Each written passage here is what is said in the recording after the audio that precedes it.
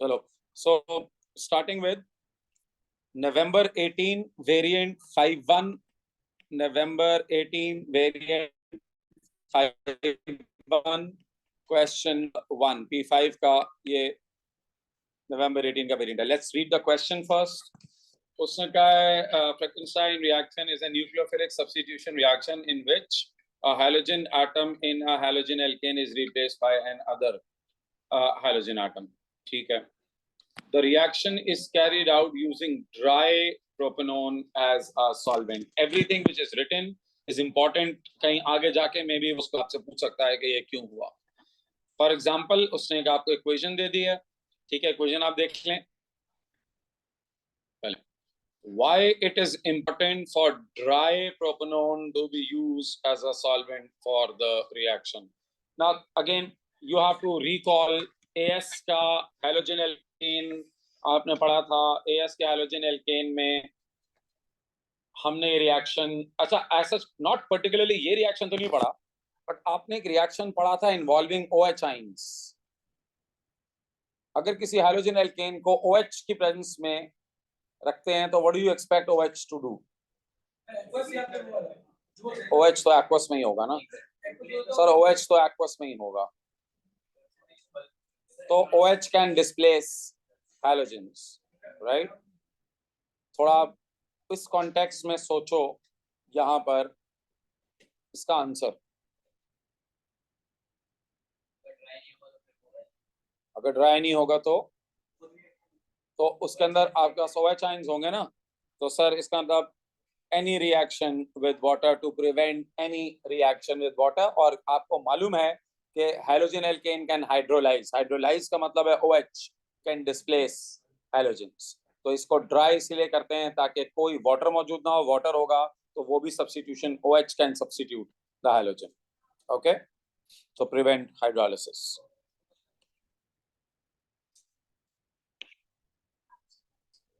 चलो next part.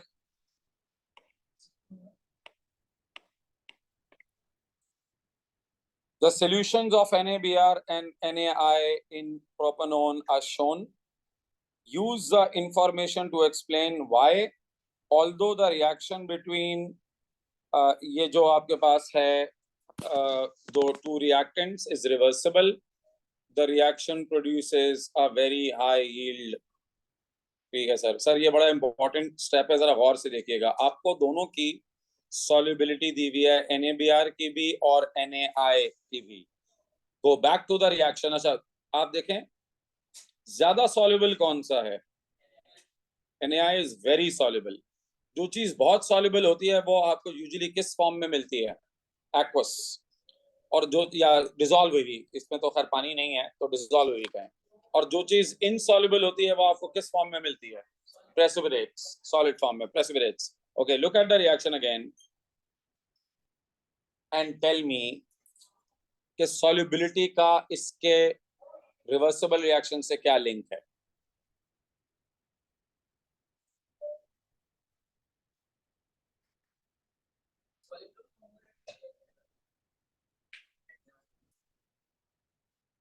ली शार्डेस principal के accordingly equilibrium जिस तरफ भी शिफ्ट करता है उसके पीछे लॉजिक क्या होती है? यानी इस केस में ये कह रहा है हाई यील्ड है. हाई यील्ड का मतलब है आप एक्सपेक्ट करते हैं equilibrium is shifted to the right.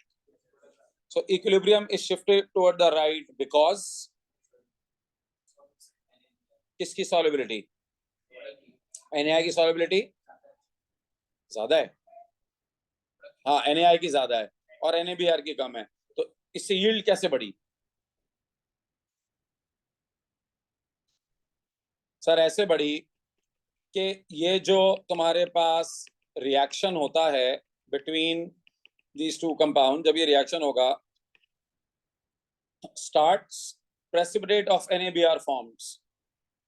लेकिन क्योंकि वो NaBr सॉलिड है तो उसकी कंसंट्रेशन, किसकी कंसंट्रेशन रिलेटिवली ज्यादा होगी? रिएक्टेंट की, क्योंकि वो तो सॉलिड है ना. सॉलिड क्या होने की वजह से उसकी कंसंट्रेशन तो कम होने लग जाती है. और उसकी कंसंट्रेशन कम होगी तो वो रिएक्शन कहाँ शिफ्ट होगा? Right way. जब वो राइट वे शिफ्ट होगा यानी फॉरवर्ड, और उसके जो होगा प्रोडक्ट की यील्ड हाई हो जाएगी. तो बेसिकली जो क्योंकि वो प्रेसिपिटेट बन रहा है ना, तो प्रेसिपिटेट डिसॉल्व होता नहीं है. जब वो डिसॉल्व होता नहीं है तो उसकी कंसंट्रेशन कम हो जाती है। जब उसकी कंसंट्रेशन कम होती है तो according to Le Chatelier's principle, जब भी प्रोडक्ट की कंसंट्रेशन कम होगी, इक्विलिब्रियम हमेशा उस तरफ शिफ्ट करता है जहां कंसंट्रेशन कम होती है, तो वो रिएक्टेंट से प्रोडक्ट की तरफ शिफ्ट करेगा। बात समझ में आई सबको? साथ साहब बड़ी गौर से देख रहे हैं आप कायदे आजम बन के। समझ में आया मैंने क्या बोला है? क्या बोला है समझाओ। क्यों? हाँ, क्योंकि मैं पढ़ लूं जल्दी से, क्योंकि मैं इससे पहले ख्वाब देख रहा था।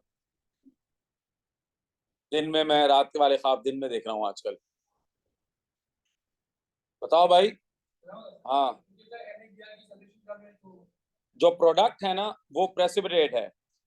जब प्रोडक्ट प्रेसिपिटेट होता है ना तो याद रखो कि आपकी कंसंट्रेशन प्रोडक्ट की कम होती है। क्यों? क्योंकि डिसॉल्व नहीं हो रहा ना। जब डिसॉल्व होगा तो कंसंट्रेशन बढ़ेगी, तो अगर वो डिसॉल्व नहीं हो रहा तो प्रोडक्ट की ओवरऑल कंसंट्रेशन कम है। जब प्रोडक्ट की कंसंट्रेशन कम है तो ली शैटर्स प्रिंसिपल ये कहता है इक्विलिब्रियम उस तरफ शिफ्ट करता है जहां कंसंट्रेशन कम होती है, तो वो फॉरवर्ड शिफ्ट करेगा यानी राइट साइड पे शिफ्ट करेगा, और इससे क्या होगा, तुम्हारा प्रोडक्ट और ज्यादा बनेगा। Do we understand this? Yes, now we all. जी बेटे। नहीं नहीं, ओवरऑल ना, क्योंकि जैसे जैसे प्रोडक्ट बनेगा वो प्रेसिपिटेट ही बनेगा ना, तो वो रिएक्टेंट की कंसंट्रेशन हमेशा जाहिर है ज्यादा ही रहेगी ना, क्योंकि प्रोडक्ट तो प्रेसिपिटेट बन जाता है। ठीक है, चलें। अब जरा एक दफा ये पढ़ लें। देखिए ये जो होती है ना, ये आप लोगों को आहिस्ता आहिस्ता आहिस्ता आहिस्ता प्रिकॉशंस जो है वो यार ये कर लेना ना, बाद में भी तुम लोग पहले समझते जाओ। हाँ ले लें। अच्छा, अब केमिस्ट्री का क्वेश्चन नंबर 1 में and even sometimes question number 2 में ये सेफ्टी प्रिकॉशंस रिलेटेड जो होते हैं ना आते हैं सवाल, तो आप लोगों को प्रिकॉशन और उसके रीजंस। अच्छा, क्या हुआ भाई? जल्दी ले लो यार, तुम तस्वीर ले रहे हो क्या, कोई मॉडलिंग कर रहे हो?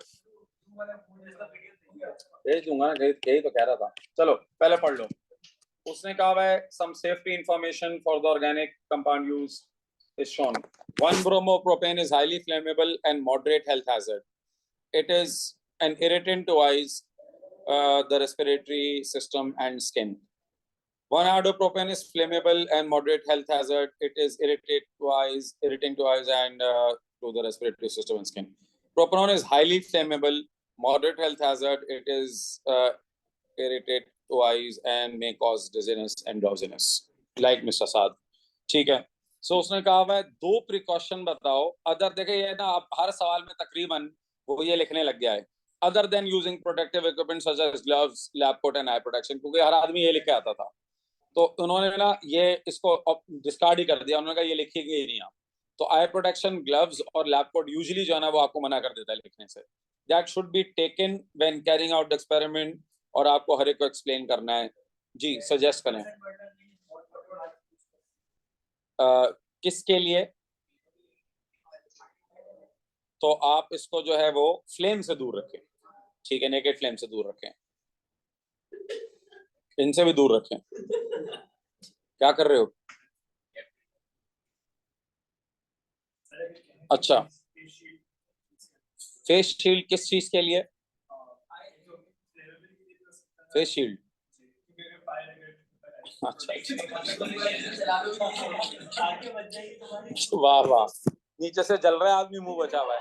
वाह वाह वाह, क्या जले हैं, आधा आदमी जल गया है। हाँ, respiratory system. Respiratory system basically आप इनहेल अगर करेंगे तो प्रॉब्लम होगी ना। एक इक्विपमेंट आता है, इसको कहते हैं फ्यूम कबर्ड। कभी सुना है आपने फ्यूम कबर्ड का नाम? फ्यूम कबर्ड किस लिए होता है? एनी टॉक्सिक गैसेस जो आप इनहेल करें तो उसको ना वो डायरेक्टली उस फ्यूम कवर्ड में करते हैं, ताकि उसके एग्जॉस्ट वो जो होते हैं ना वो गैसेस वो बाहर फेंक देता है कमरे से बाहर। अच्छा देखें, इसमें 2-3 आंसर है। पहले तो आपने पहला वाला सही कहा, नो नेकेड फ्लेम्स। ठीक है, because all compounds are highly flammable. दूसरा आप लोगों ने सही कहा, केमिकल्स को perform experiment in fume covered. Fume covered से ये फायदा होता है कि सारे chemical irritant to the respiratory system है and can cause disease and drowsiness, so inhaling them can be a health risk, इसलिए उसको आप जो है वो चाहते हैं कि वो आपके डायरेक्ट कांटेक्ट में ना आए। अच्छा देखिए, एक चीज याद रखें, ये मैंने नो नेकेड फ्लेम्स वाली जो बात की है ना, इसका मैं आप लोगों को एक रियल टाइम एग्जांपल देता हूँ। लोग इसका बड़ा मिसकंसीव करते हैं इस कॉन्सेप्ट को। ये एक हमारे कॉलीग थे and I am talking about बहुत पुरानी बात, बीकन हाउस का कैंपस था, असर अदनान। वो स्टूडेंट्स को अल्कोहल की ऑक्सीडेशन जो है ना वो सिखा रहे थे एक्सपेरिमेंटली। तो उन्होंने क्या किया, इथेनॉल या कौन सा अल्कोहल के अंदर ऑक्सीडाइजिंग एजेंट डाला और उसको हीट, उन्होंने टेस्ट ट्यूब में लिया, उसको फ्लेम के ऊपर हीट करने के लिए वो लेके गए ना। सो आई थिंक आफ्टर 30 या 40 सेकेंड्स एकदम आग निकली, उसमें से आग भड़की। हाथ पे भी, क्योंकि उनके अनफॉर्चुनेटली वो एथेनॉल लगा हुआ था पोर करते वक्त, हाथों ने पकड़ी है, कपड़ों ने पकड़ी है, पूरा एकदम जो है ना कॉट फायर। वो तो फॉर्चुनेटली वहां पर वो फायर एक्सटिंग्विशर पड़े हुए थे, तो वो तो बच गए, यानी उस तरह नहीं हुआ। बट मैं बताऊं इसमें मसला उनसे क्या हुआ, आने का देखा मैंने टॉक पे, मैंने कहा ये तुमने किया क्या है यार। तो उसने कहा यार मैंने तो टेस्ट ट्यूब को रखा हुआ था फ्लेम पे, मैंने तो उसको वेपर, उसको यानी अल्कोहल तो नहीं था कांटेक्ट में तो, लेकिन यार ये बहुत एक स्टूपिड मिस्टेक है। ये होता ही है कि अगर आपका ट्यूब ओपन हो ना, टेस्ट ट्यूब, तो बड़े वोलेटाइल लिक्विड्स होते हैं अल्कोहल्स, तो वो जैसे ही उन्होंने हीट किया ना, तो उसके वेपर निकले अल्कोहल के, वो वेपर निकल के कांटेक्ट में आ गए फ्लेम के। तो वो फ्लेम के कांटेक्ट में आया तो वेपर्स ने आग पकड़ी, ज़ाहिर है वो वेपर से थ्रू उसके लिक्विड ने आग पकड़ ली, और वो फिर पूरा सिस्टम जो है ना वो फ्लेम हो गया। तो ये इसके इसीलिए जो ये होता है ना फ्लेमेबल, ऐसा नहीं है कि आप उसको ट्यूब में रख के हीट करेंगे तो आप सेफ रहेंगे, उसके वेपर्स निकल के जो है ना वो कॉन्टैक्ट में आ जाते हैं। तो इनको आपने फ्लेम पे हीट ही नहीं करना, ठीक है। आप इनको ज्यादातर वाटर बाथ पे हीट करते हैं या सैंड बाथ पे हीट करते हैं, इस तरह की चीज पे हीट करते हैं, फ्लेम हो ही ना। तो इलेक्ट्रॉनिक सैंड बाथ या वाटर बाथ, इस तरह की चीजों पे हीट करते हैं आप इसको। ठीक हो गया, चलिए आगे बढ़ते हैं। नेक्स्ट, अच्छा है, और इसके अंदर मैं आपको बताता हूँ क्या हो सकता है इसके अंदर, और क्या क्या उन्होंने कहा हुआ है। Irritating to eyes, respiratory system, इसके लिए तो यही है। सेकंड वाले के लिए भी यही है यार, इसके लिए तो ये तो, क्योंकि सब में एक ही तरह का है, सब में एक ही है। हैं सर, रिएक्शन नहीं होगा फिर, रिएक्शन के लिए एक पर्टिकुलर भी चाहिए ना, ठंडे पे रिएक्शन नहीं होगा। चलो सर, ये वाला लैब के अंदर एक्सपेरिमेंट कोई किया है जिसमें क्रॉस लगा होता था, ऊपर कॉनिकल फ्लास्क होता था, देखते थे डिसअपेयर होने का टाइम रिकॉर्ड करते थे। ये अक्सर सबने तकरीबन लैब में इस तरह का प्रैक्टिकल किया होगा। ये उससे आइडेंटिकल है, देखो जरा सब पढ़ते हैं। A student plans to an experiment to show that the rate of reaction is proportional to the concentration of NaI। ठीक है जी। Propanone is used as a solvent in the reaction. अच्छा, उसने पीआर कहा हुआ है, substance is dissolved in propanone. अच्छा, हम एक्वस लिखते हैं ना, वो डिसॉल्व्ड इन वाटर, इसने पीआर लिख दिया डिसॉल्व्ड इन प्रोपेनॉन। ठीक है, पीआर के लिए मतलब है डिसॉल्व्ड इन प्रोपेनॉन। ओके, बस चालाकी की है तुम्हारे साथ उसने।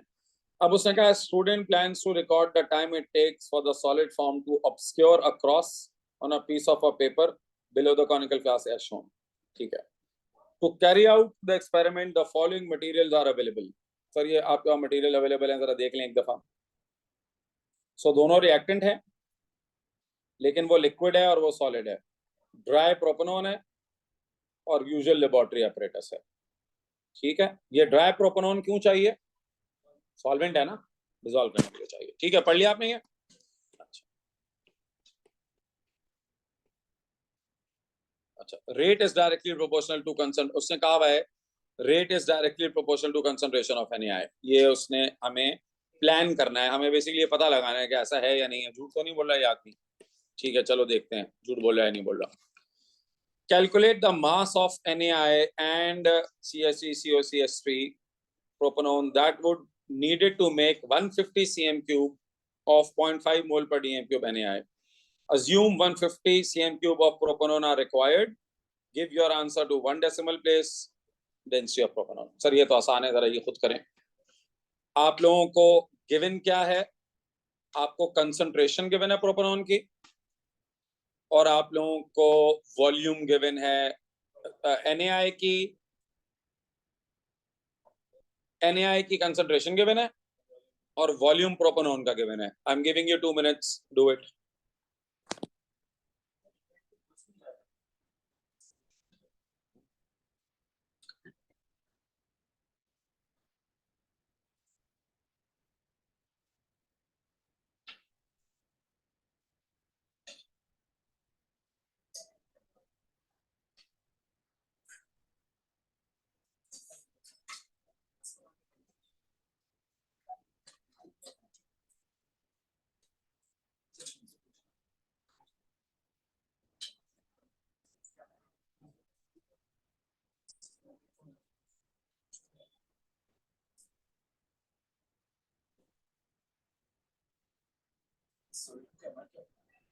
ट्वेंटी थ्री लिखा हुआ है यार। AR क्वेश्चन के नीचे गिवन है, करना है इसको। So to find the mass of propanone, मैं ये वाला फॉर्मूला लगा दूंगा, density is equal to mass upon volume. ये प्रोपेनोन के लिए सब मास, इसका density into volume. Density given है क्वेश्चन में कितनी, अच्छा ये है किलोग्राम पर सीएम क्यूब, और वॉल्यूम जो आपको दिया हुआ है वो सीएम क्यूब में गिवन है। तो सिंपल, वॉल्यूम सीएम क्यूब में, वो ग्राम पर सीएम क्यूब में, तुम्हारा आंसर आ जाएगा 118.5। लेकिन 118.5 क्या है, ग्राम्स है, यूनिट्स का ध्यान रखिएगा। अच्छा अब आ जाइए NaI के लिए। सर NaI का आपको कंसंट्रेशन गिवन है और आपको MR आप कैलकुलेट कर लेंगे। कंसंट्रेशन अगर MR पता हो तो वहां से आप मोल्स, और मोल से मास, डायरेक्टली मास निकाल लेते ना सर। तो मैं N इज इक्वल टू सी भी, कंसंट्रेशन है 0.5 और वॉल्यूम तो वही होता है ना जो सॉल्वेंट का वॉल्यूम होता है, तो यहां से आप निकाल लेंगे। अच्छा 150, क्योंकि सीएम क्यूब है, इसको डीएम क्यूब में कन्वर्ट करने के लिए मैंने कर दिया है, तो यहां से आ जाएंगे इसके moles.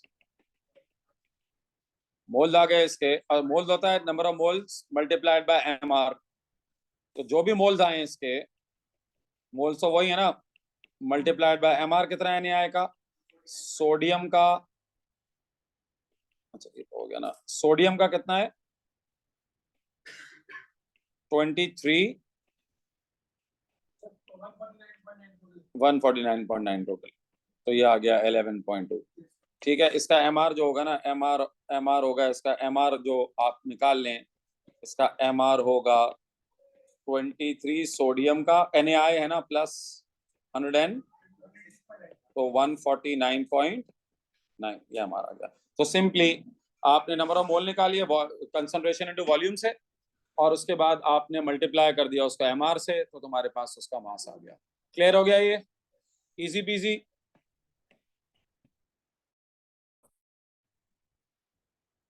Part of the table the student use to record is given. अच्छा जी, जो डाटा रिकॉर्ड किया उसने इस टेबल में किया।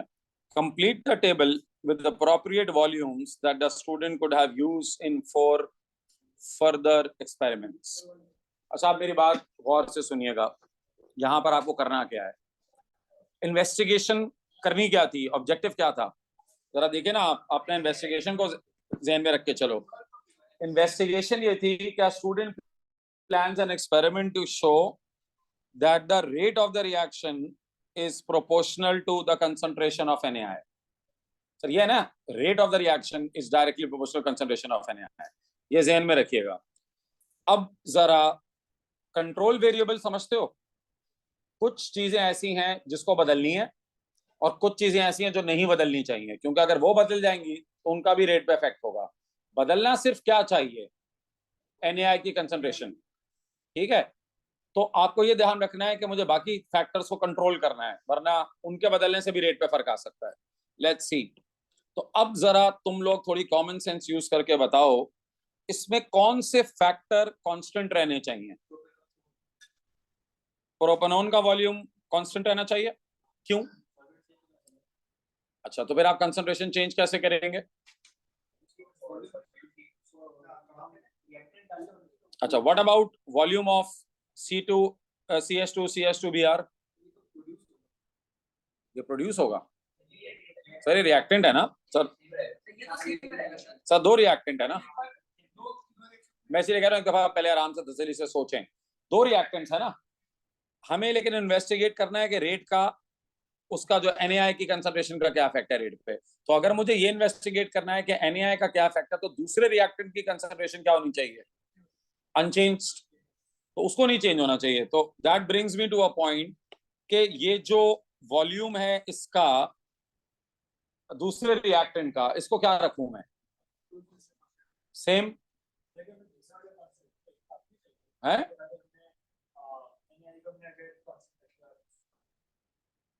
सर हमें इन्वेस्टिगेट NaI को करना है ना, जिसको इन्वेस्टिगेट करना है उसी को चेंज करूंगा। अच्छा दूसरा, what do you think about total volume? पर टोटल भी सेम रहना चाहिए, टोटल वॉल्यूम सेम होगा तो तभी तो आपका थ्रू आउट जो है वो कंसिस्टेंट रहेगा एक्सपेरिमेंट। ठीक है, तो ये दो कॉलम तो आप पूरे ऐसे ही भर दें, 42 42 42 और 2 2 2 2। ठीक है, हाँ ना, होगा ना, क्यों नहीं होगा सर। 2 2 2 एंड 2, ताकि इसका फैक्ट ये चेंज ना हो। और 42 42 42 42। अब आपको टोटल क्योंकि 42 ही रखना है, तो फिर जाहिर है आपको कंसंट्रेशन कैसे चेंज करनी पड़ेगी। आप सल्यूट का बढ़ाएंगे और सॉल्वेंट का कम करते जाएंगे कि उनका सम किसके बराबर आए, 42 के बराबर है। ठीक है, तो 40 के बराबर है एक्चुअली, 2 तो उसका है ना, 2 तो CH2 Br का है। तो बाकी इसका मतलब आपको चेंज किसका करना है, आप उसका जो है या तो बढ़ाते जाएं और उसको कम करते हैं। तो any reasonable values you will get marks for it. देखो इसके मल्टीपल आंसर्स हो सकते हैं, बट मैंने देखिए इसको 8 कर दिया, 6 कर दिया, 4 कर दिया और 2 कर दिया, तो ये अकॉर्डिंगली एडजस्ट हो जाएगा। समझ में आया मैंने ये क्यों किया? क्योंकि इस तरह करके सर मैं बता देता हूँ सर, आपको कंसंट्रेशन चेंज करनी है ना, कंसंट्रेशन चेंज करनी है किसकी, NaI की, क्योंकि हमने देखना है उसका रेट पे क्या इफेक्ट है, हमने उसको चेंज करना है ना। तो बाकी फैक्टर्स तो चेंज नहीं होने चाहिए। इसका मतलब है दूसरा जो रिएक्टेंट है, जो CH2Br है, उसके वॉल्यूम को चेंज नहीं करना। अच्छा देखो, एक्चुअली उसका वॉल्यूम उसकी कंसंट्रेशन डिटरमिन करेगा ना, क्योंकि उसका अमाउंट अगर मैं चेंज करूंगा CH2Br का, तो उसकी कंसंट्रेशन चेंज हो जाएगी। तो मैंने कहा नहीं, उसका अमाउंट चेंज नहीं करना, ताकि उसका रेट पे इफेक्ट ना आए। सबको 2 2 2 2 2 कर दिया। फिर मैंने कहा टोटल वॉल्यूम भी चेंज नहीं होना चाहिए, हर एक्सपेरिमेंट में टोटल वॉल्यूम सेम रहे, उसको मैंने 42 42 42 कर दिया। इसका मतलब है अब मैं कैसे बदलूंगा कंसंट्रेशन NaI की?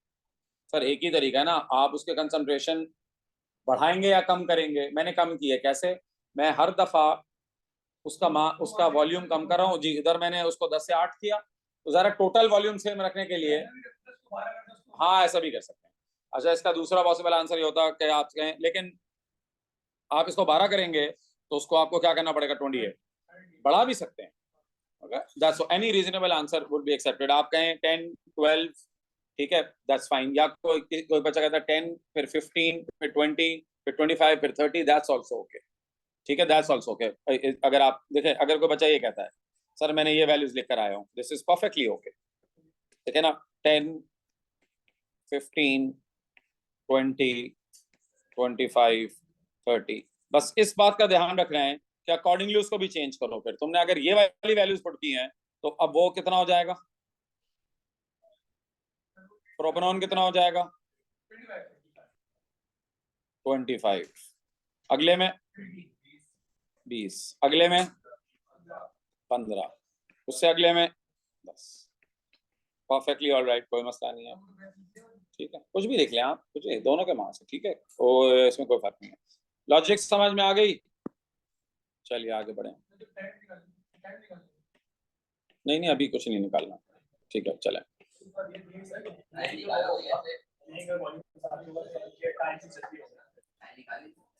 देखते हैं ना। अच्छा, अब उसके सजेशन के हिसाब से टाइम छोटा हो जाना चाहिए, जैसे जैसे उसका कंसंट्रेशन बढ़े। सर डायरेक्टली प्रोपोर्शनल का यही मतलब होता है ना, रेट फास्ट होता है तो टाइम कम आता है।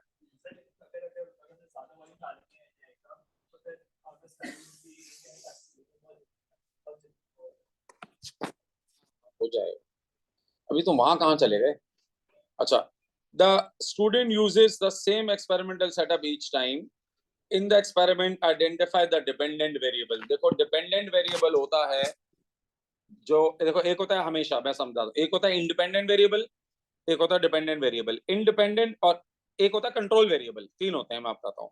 इंडिपेंडेंट वेरिएबल वो होता है जिसको आप खुद बदलते हैं, डिपेंडेंट वेरिएबल होता है जो उसकी वजह से बदल जाता है, और कंट्रोल वेरिएबल होता है जिसको आप चेंज नहीं होने देते, उसको आप कांस्टेंट रखते हैं। तो आपने हमारे एक्सपेरिमेंट का इंडिपेंडेंट वेरिएबल क्या था, द कंसंट्रेशन ऑफ NaI। तो उससे क्या चीज चेंज होगी, द टाइम टेकन या रेट। तो एक्चुअली रेट टाइम से निकलता है ना, तो अब एग्जामिनर आपको दोनों अलाउ कर देगा, तो टाइम, या अगर आप में से कोई लिख कर आता है या रेट ऑफ द रिएक्शन, वो भी एग्जामिनर अलाउ कर देगा, बट यार रेट डिटरमिन टाइम से करेंगे ना, सो time is your dependent variable.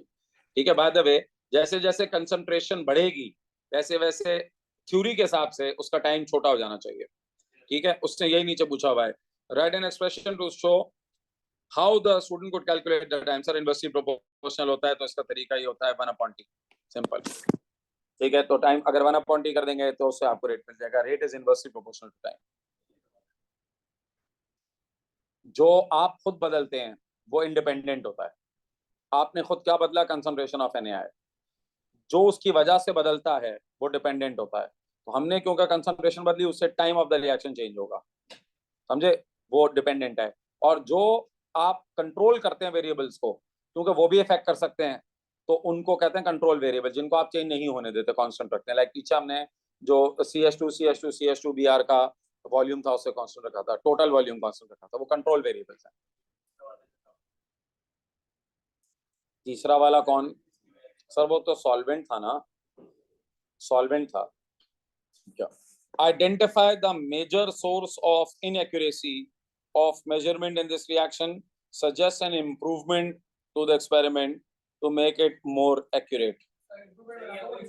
पहले आप वो तो बताएं इनएक्यूरेसी की सोर्स। हाँ,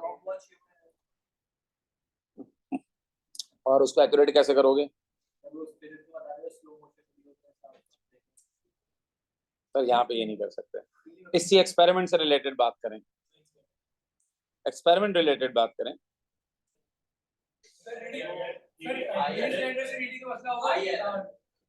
आई एरर भाई यार,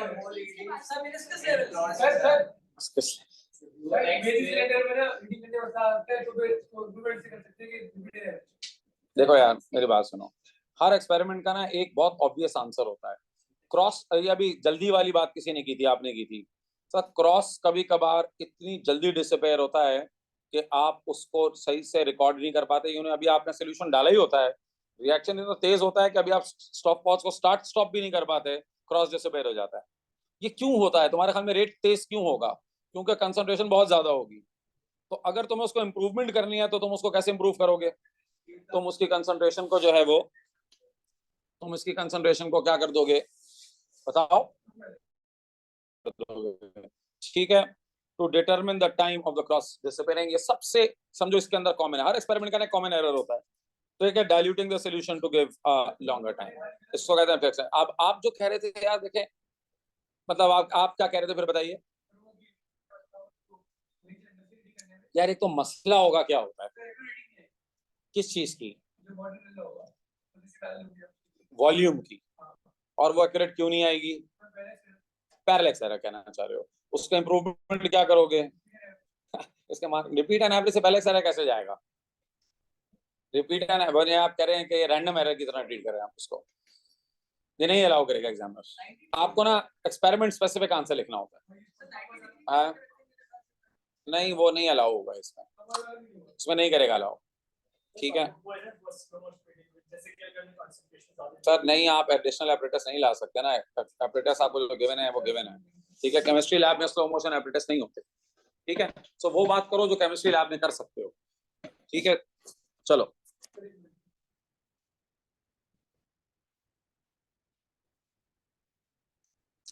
आप ना उस पर्टिकुलर एक्सपेरिमेंट से रिलेटेड चीज ढूंढा करें।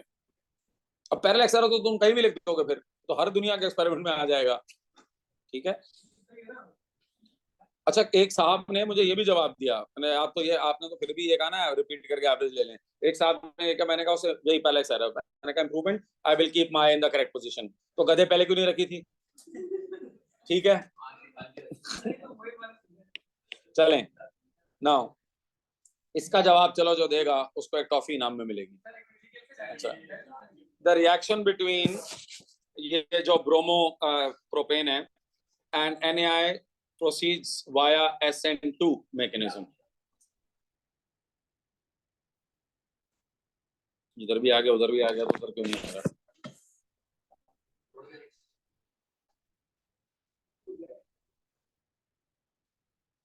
अच्छा चलो आ गया, ठीक है। अच्छा उसने कहा जी SN2 मैकेनिज्म जो है वो के वाई ये चल रहा है। अब सवाल क्या है, SN2 याद है? SN2 बहुत अच्छे बेटे, बहुत अच्छे। उसके अंदर न्यूक्लियोफाइल भी उसी स्टेप में अटैक करता था और बॉन्ड भी उसी, जो कार्बन है मैं याद दिला दूं, यानी अगर ये कार्बन हैलोजन का बॉन्ड है ना, तो न्यूक्लियोफाइल जो होता था, न्यूक्लियोफाइल वो अपना लोन पे लेके अटैक भी उसी वक्त करता था और इसका बॉन्ड भी साइमल्टेनियसली टूट रहा होता था, न्यूक्लियोफाइल इस तरह। और ये किसके अंदर होता था, कौन से हैलोजन एल्केन में होता था ये, क्या कौन से हैलोजन एल्केन में, एल्डिहाइड, HCl। यार तुम कितने जाहिल हो यार, यार तुम लोग क्या बोलो यार, खुदा की कसम मुझे लग रहा है मैं कहाँ आ गया। Primary halogen alkane undergo SN2 mechanisms. Primary halogen alkanes या alkyl halide, primary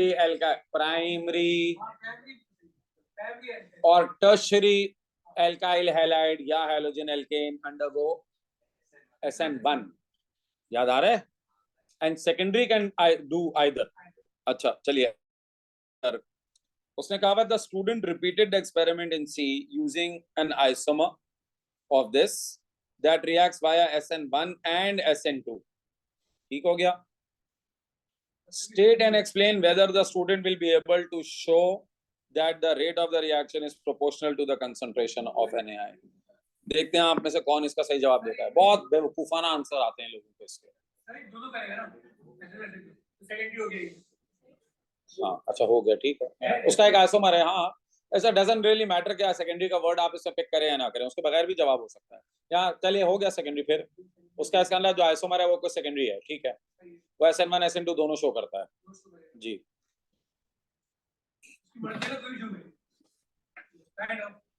भाई उसने लिखा हुआ है कि वो दोनों शो करेगा मैकेनिज्म। दोनों से मतलब है कि कुछ मॉलिक्यूल उसके SN1 कर रहे होंगे, 100 मॉलिक्यूल डाले ना तुमने उसके, उसमें से कुछ SN1 करेगा, कुछ SN2 कर रहे होंगे।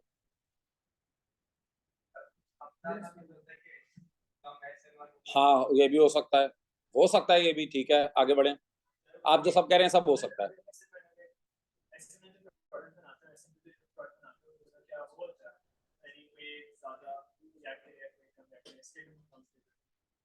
हाँ ज्यादा स्टेबल होते हैं बट उसका इससे कोई ताल्लुक नहीं है। टाइम डिफरेंस, अच्छा चले मैं आपको हिंट देता हूँ। आप क्या बोल रहे हैं, बोले।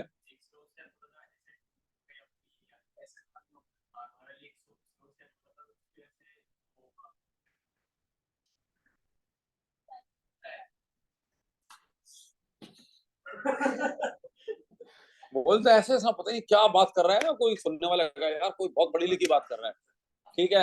अच्छा सर पहले चलिए मैं आपको हिंट दे देता हूँ, SN1 को SN1 कहते क्यों है, उससे वन स्टेप पे भी होता है ये भी है, बट असल वजह ये नहीं है। बॉन्ड की उसके ऊपर सर डिपेंड किस पे करता है, डिपेंड किस पे करता है मैटर नहीं करता। 1 इन SN1 में 1 मींस, वो देखो गूगल कर रहा है बैठ के। भाई यार तुम लोग कितने जाहिल हो यार, कितने पेंडू हो तुम लोग। SN1 is SN1 because rate of reaction depends on concentration of one reactant only, और वो one reactant कौन सा है, the halogen alkane। सुन रहे हो मेरी बात, SN1 is SN1 because rate of reaction depends on concentration of one reactant only, और वो one reactant कौन सा है, the halogen alkane। It does not depend on the concentration of the nucleophile, वो न्यूक्लियोफाइल की कंसंट्रेशन में depend ही नहीं करता, ठीक है। SN2 is called SN2 because it depends, the rate depends, the rate depends on the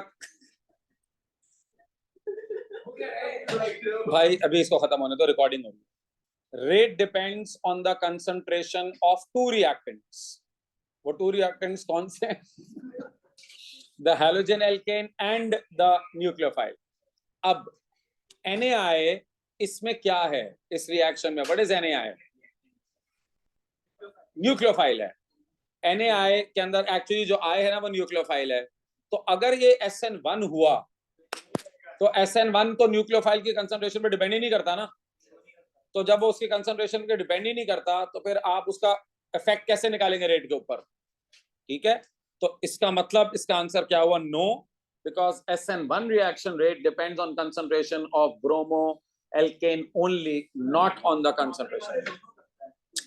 sir तो बेटा आधा नहीं भी करेगा तो फिर आप ओवरऑल कैसे इफेक्ट दिखाएंगे जब तक पूरा का पूरा SN2 ना हो, क्योंकि अगर SN2 होगा इसका मतलब है दोनों के ऊपर डिपेंड कर रहा है।